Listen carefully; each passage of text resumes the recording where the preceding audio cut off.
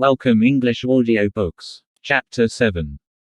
A Tragedy. So the day came. It is difficult fully to describe my condition.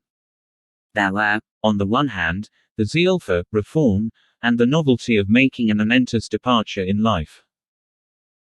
There was, on the other, the shame of hiding like a thief to do this very thing. I cannot say which of the two swayed me more.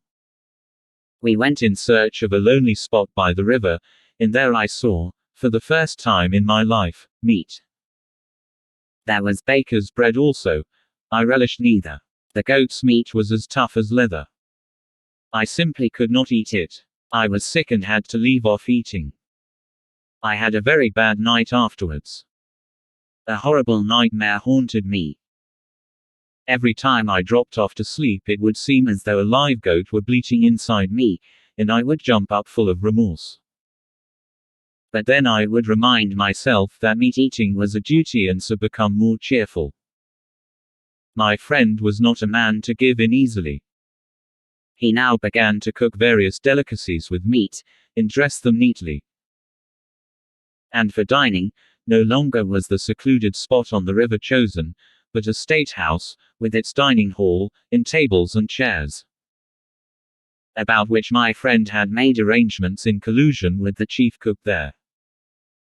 This bait had its effect. I got over my dislike for bread, forswore my compassion for the goats, and became a relisher of meat dishes, if not of meat itself.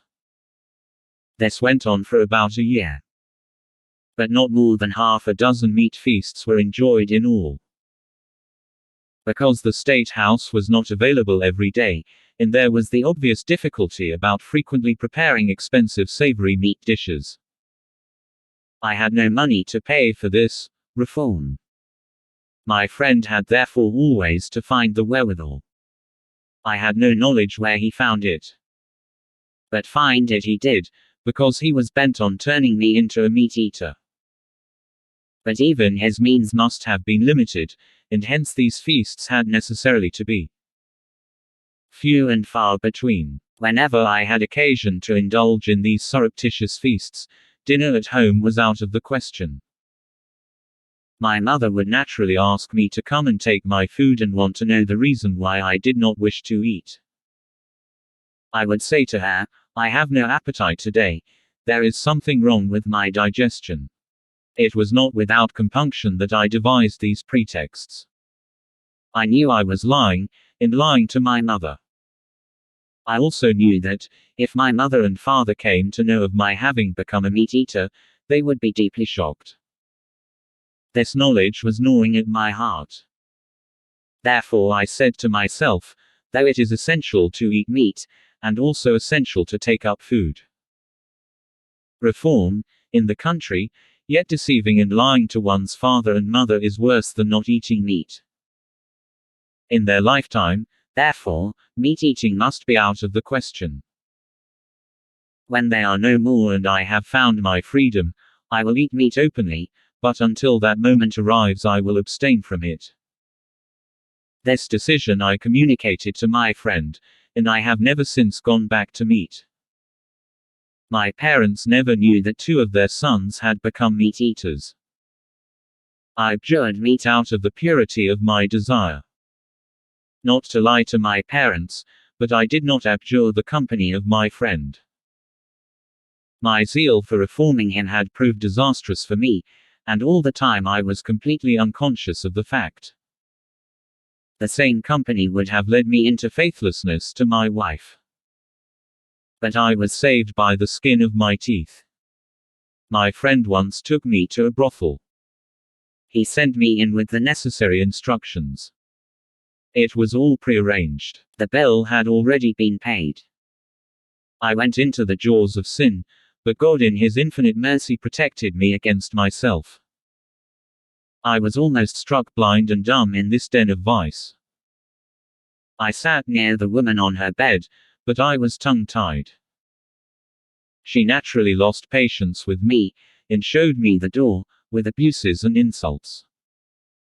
I then felt as though my manhood had been injured, and wished to sink into the ground for shame. But I have ever since given thanks to God for having saved me. I can recall 4 more similar incidents in my life, and in most of them my good fortune, rather than any effort on my part, saved me.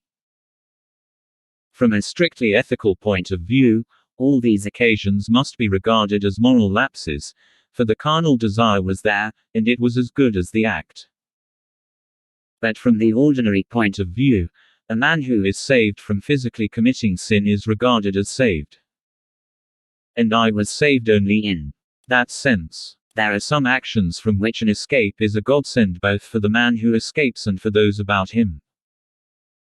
Man, as soon as he gets back his consciousness of right, is thankful to the divine mercy for the escape. As we know that a man often succumbs to temptation, however much he say resist it, we also know that providence often intercedes and saves him in spite of himself.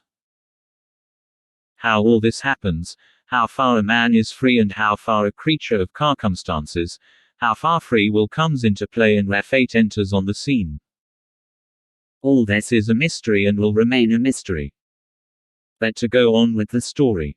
Even this was far from opening my eyes to the viciousness of my friend's company. I therefore had many more bitter draughts in store for me, until my eyes were actually opened by an ocular demonstration of some of his lapses quite unexpected by me. But of them later, as we are proceeding chronologically. One thing, however, I must mention now, as it pertains to the same period. One of the reasons of my differences with my wife was undoubtedly the company of this friend. I was both a devoted and a jealous husband, and this friend fanned the flame of my suspicions about my wife. I never could doubt his veracity. And I have never forgiven myself the violence of which I have been guilty, in often having pained my wife by acting on his information. Perhaps only a Hindu wife would tolerate these hardships, and that is why I have regarded woman as an incarnation of tolerance. A servant wrongly suspected may throw up his job, a son in the same case may leave his father's roof, and a friend may put an end to the friendship. The wife, if she suspects her husband, will keep quiet, but if the husband suspects her, she is ruined. Where is she to go? A Hindu wife may not seek divorce in a law court. Law has no remedy for her. And I can never forget or forgive myself for having driven my wife to that desperation. The canker of suspicion was rooted out only when I understood ahimsa in all its bearings. I saw then the glory of brahmacharya and realized that the wife is not the husband's bondslave, but his companion and his helpmate. And an equal partner in all his joy and sorrows, as free as the husband to choose her own path. Whenever I think of those dark days of doubts and suspicions, I am filled with loathing of my folly and my lustful cruelty, and I deplore my blind devotion to my friend.